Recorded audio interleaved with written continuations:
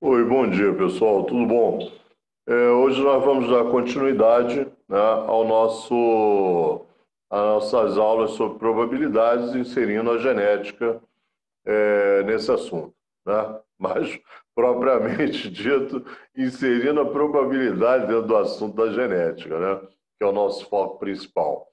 Bom, como nós sabemos, Mendel ficou notabilizado pelo fato de utilizar cálculos matemáticos dentro dos seus experimentos e, com isso, dar mais credibilidade aos mesmos. Bom, uma das formas que nós achamos hoje de demonstrar os cruzamentos de Mendel é através do quadro de Punnett. No quadro de Punnett nós temos aí é, uma representação do quadro de Punnett, onde você tem os genes da fêmea localizados na parte superior, os genes do macho localizados na parte lateral esquerda. E eu coloquei esses números aí justamente para evidenciar como se fosse um quadrante, né? Como se fossem quadrantes lá da, daquele, daquele quadrante de Descartes. Nós temos o primeiro quadrante aí, o segundo quadrante, o terceiro e o quarto quadrante. A contagem, a numeração será sempre essa. E, obviamente, do lado de fora, onde você tem macho e fêmea, serão os progenitores. E esses descendentes estarão nesses quadrantes. Primeiro, segundo, terceiro e quarto. Isso como probabilidades de fenótipos e genótipos, tá bom? Bom, mais adiante eu coloquei um outro quadro de Punnett só para que vocês entendam como são feitos os cruzamentos. Então eu coloquei por cores. Você vê um besão lá em cima e um besão preto e um besão azul. E você vê também um besão na lateral vermelho e um amarelo. Então o cruzamento nesse primeiro quadrante seria pegar esse besão preto com o besão vermelho e cruzar no primeiro quadrante. No segundo quadrante, fica logo abaixo, você teria aí o besão preto com o besão amarelo. Depois, no terceiro quadrante, você teria o besão azul com o besão vermelho. E no quarto quadrante, você teria o besão azul com o besão amarelo. E eu coloquei uma observação. Aqui estão identificados como cores para sabermos os cruzamentos. Nos exercícios, a letra maiúscula virá sempre à frente. Um exemplo, Bzão, Bzinho, poderia ser Rzão, Rzinho, Azão, Azinho, qualquer letra que ou for designada pelo exercício, já no escopo do exercício, ou que você, porventura, escolha, caso o exercício não faça essa escolha. Aqui mais um esquema de um quadro de Punnett, onde nós poderíamos interpretar da seguinte forma: uma fêmea heterozigota, porque ela tem azão, azinho, para uma característica qualquer, nós não especificamos a característica, poderia vir no escopo do problema, por exemplo, que essa fêmea é heterozigota para o albinismo, que essa fêmea é heterozigota para a sensibilidade a determinado composto, ou algo do gênero. Tá? E o macho é homozigoto dominante, você vê, azão, azão. O cruzamento dessa fêmea com esse macho dariam azão, azão no primeiro quadrante, logo abaixo no segundo viria azão, azão também, aí está errado, tá? Deveria ser azão, azão no segundo quadrante, logo abaixo desse azão, azão aí. E no terceiro quadrante, nós teríamos sim azão, azinho, e no quarto quadrante, também azão, azinho. Vem com erro esse cruzamento aí na realidade.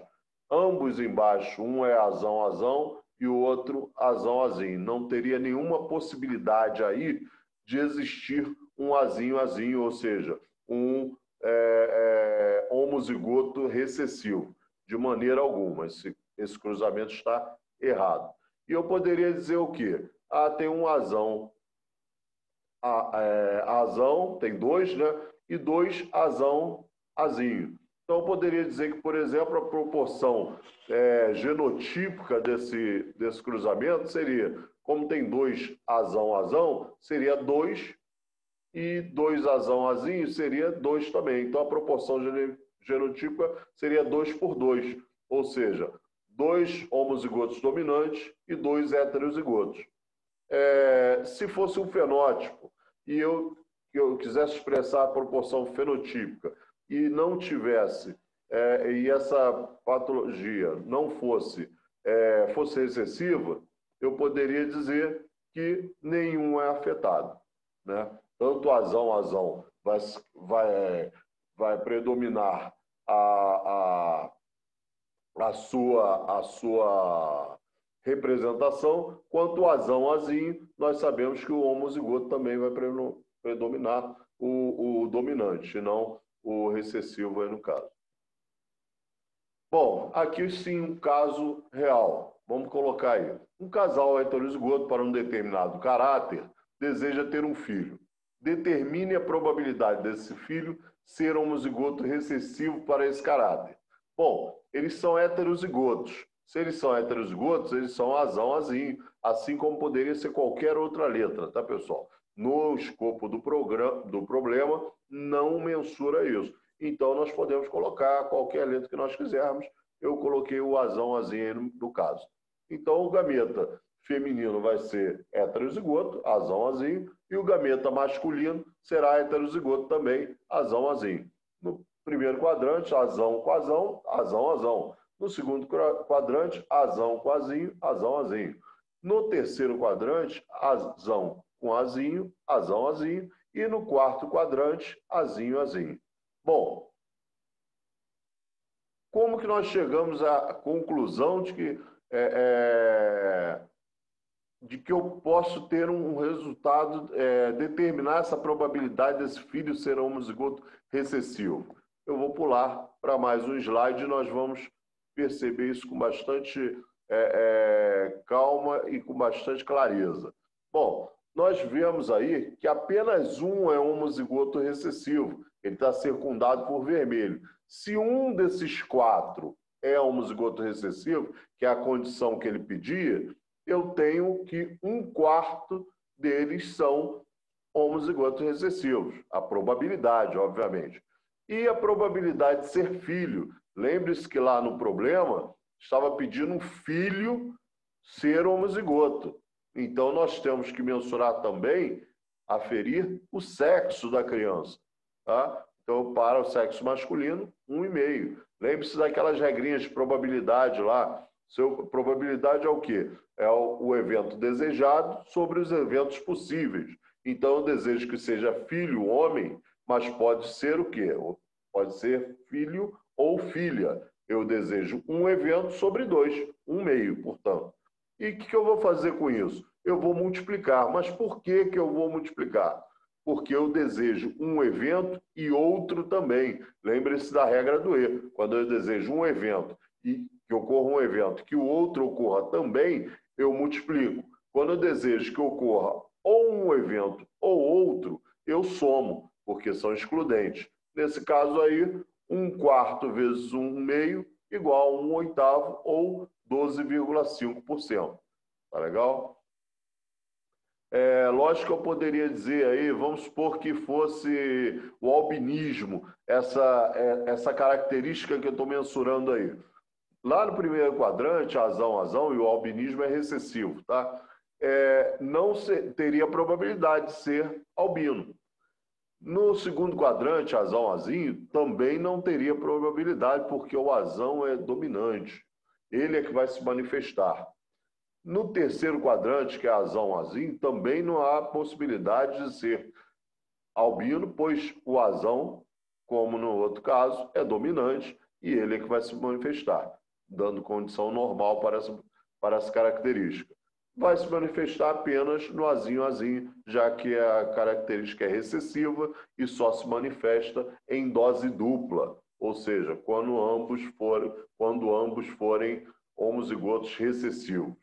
Tá? Isso eu estou mensurando o quê? O fenótipo, aquilo que eu posso ver ou posso mensurar. Por exemplo, você não consegue ver o timbre da minha voz, mas você consegue mensurar, você consegue verificar se é mais grave, se é mais aguda.